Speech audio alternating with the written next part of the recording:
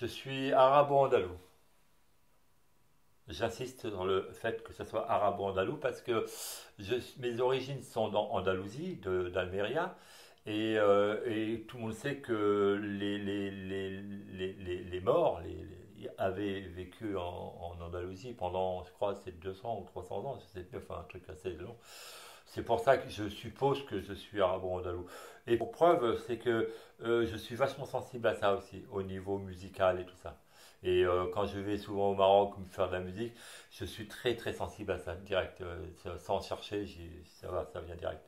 Et quand quelque chose me touche, il y a toujours des notes de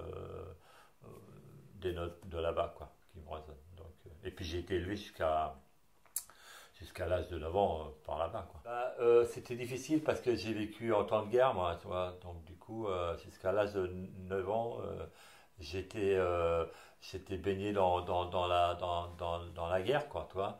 Dans les odeurs, les morts, enfin, tu vois, c'était... On ne savait pas quelle sauce on allait te manger. Je ne savais pas si je restais là-bas en Algérie ou si je venais en France. Et quand je suis venu en France, j'étais pas français, tu vois.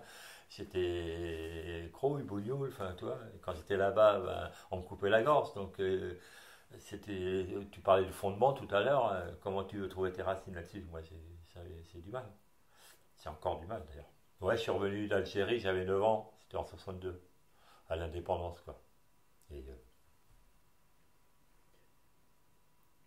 je me souviens, j'étais tout petit, enfin tout petit, j'avais 5 ans, 6 ans. J'allais à l'école et je descendais, il y avait un couloir, enfin un couloir, il y avait un chemin et on suit ce chemin.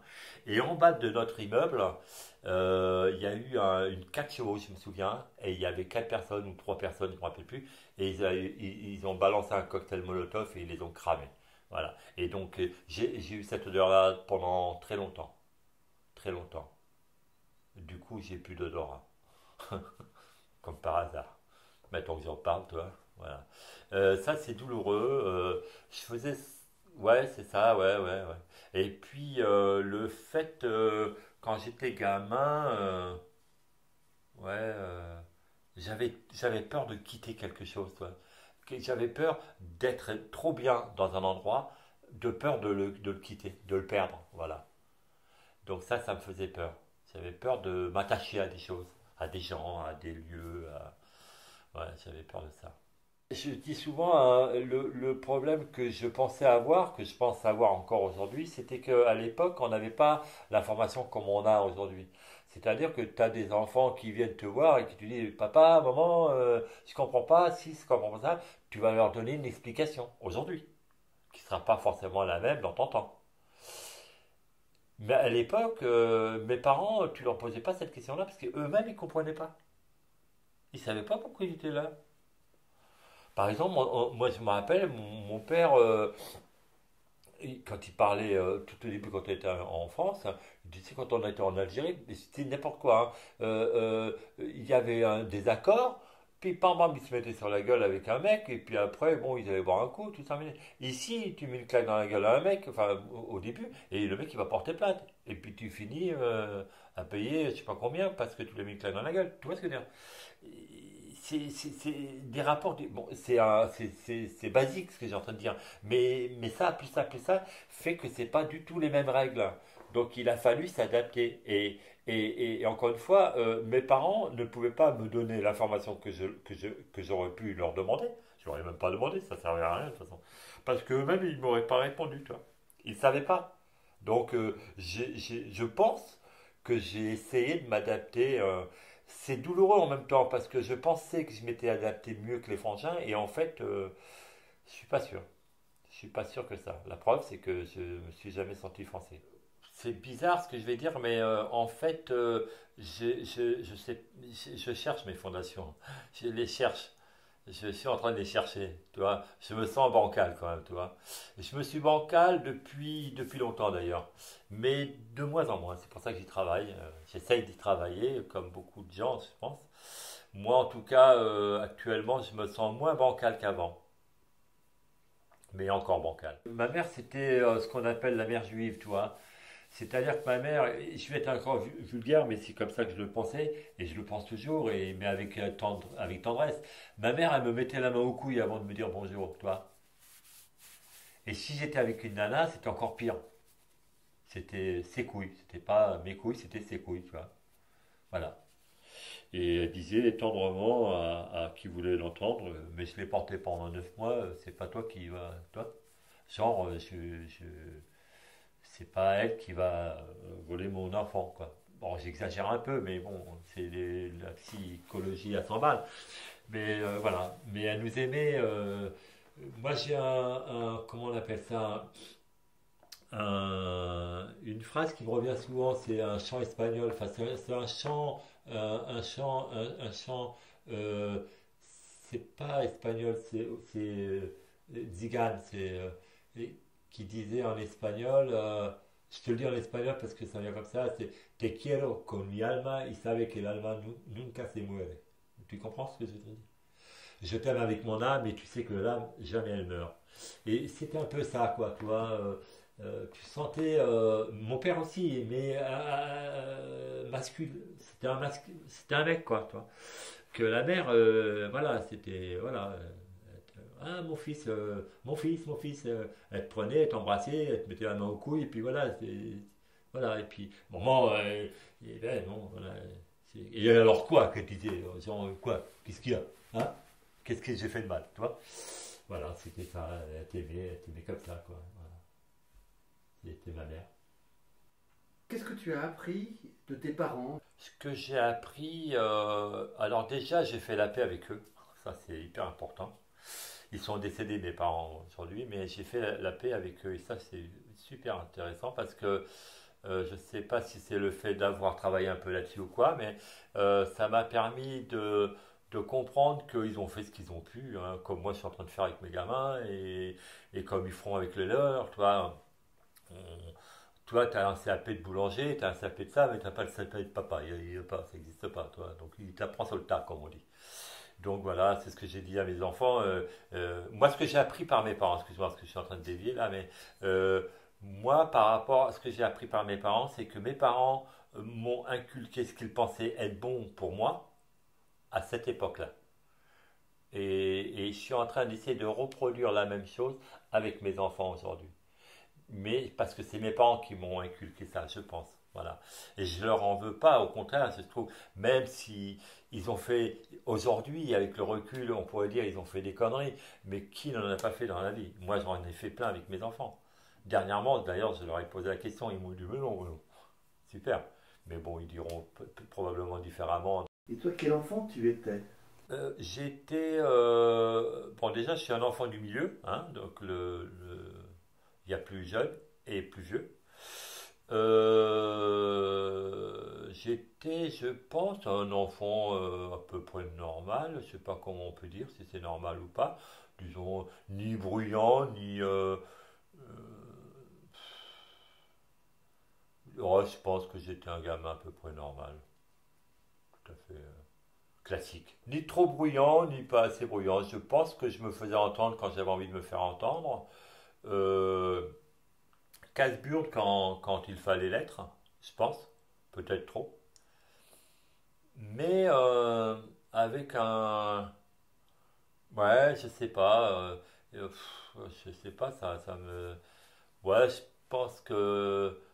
pense qu'à cette époque, bon, ben, je découvrais, je m'amusais, je. Je sais pas, moi, j'obéissais pas, surtout pas. Tu vois? Ouais. Non, je pense que je faisais surtout comme, comme mes frangins, comme mes voisins, mais surtout pas comme mes parents, quoi. Quel rapport tu entretenais avec ta fratrie?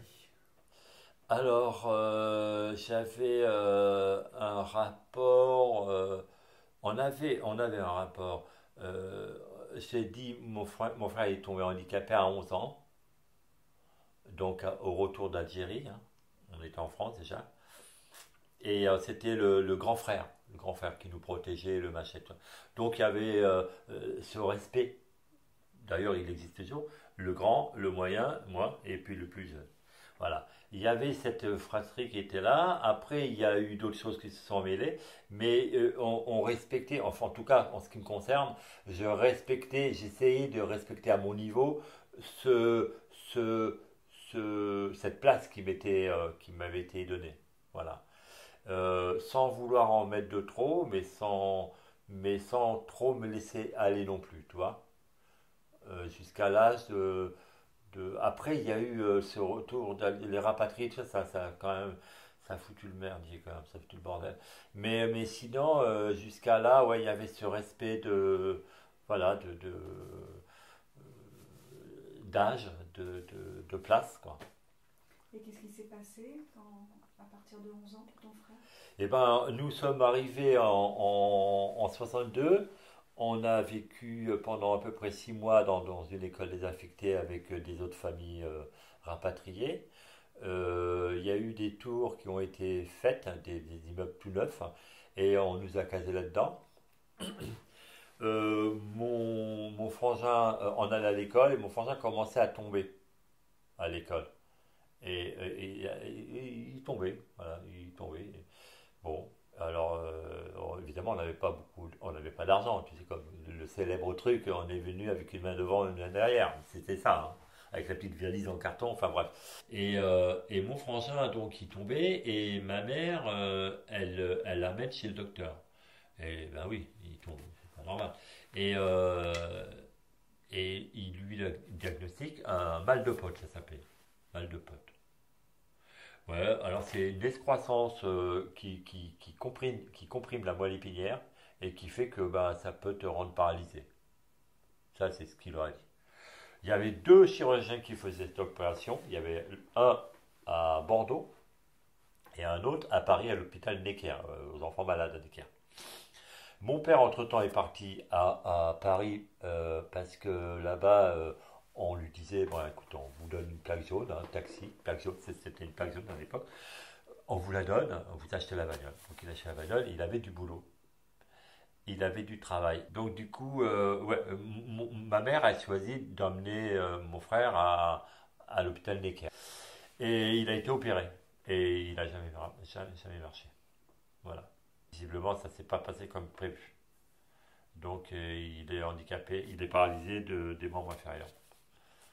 Mais ça n'empêche pas, ça l'a pas empêché d'être champion du monde d'haltérophilie quand même. Triple champion du monde, haltérophilie, recordman du monde. Il a été deuxième aux Jeux Olympiques à Toronto. Ouais, c'est une bête quand même, c'est une bestiace, le frangin. Et il a une grande salle de musculation et il entraîne des pilotes de course, des boxeurs. Non,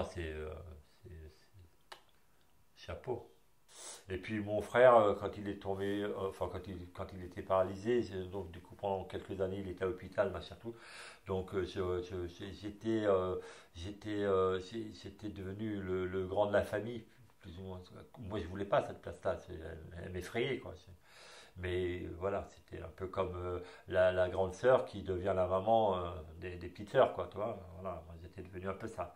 Je l'ai découvert il n'y a pas longtemps dans une de mes découvertes. J'ai découvert ça, quoi. Que j'en voulais pas. Je voulais pas cette place-là. Je suis devenu le grand frère. Celui qui défend, celui qui se met en avant, celui qui touche pas à ses, alors que j'étais pas capable de faire ça. Je voulais pas prendre le premier coup, quoi, toi. Alors que mon grand frère, lui, je l'ai vu tout petit, il se mettait devant, il nous protégeait. Il y avait quatre ou cinq petits Algériens à l'école, pour aller à l'école, on descendait, on avait des stacks. Tu sais ce que c'est un stack? C'était ce qu'on appelle un lance-pierre ici, tu vois. Et on les avait ici, là. Et on les reconnaissait parce qu'on coupait les cuirs des sacs, des cartables, pour faire de la pierre. Mais on était fort à ça, on était vraiment très fort. Et donc on était fouillés à l'école parce que les directeurs, tout ça, ils savaient que les pieds noirs, on se défendait avec ça. Les petits arabes se défendaient à la pierre, machin, tout ça, ils étaient très forts aussi, et donc on se battait avec ça. Nous, on faisait notre guerre entre nous, quoi. Les petits avec les petits, les grands avec les grands.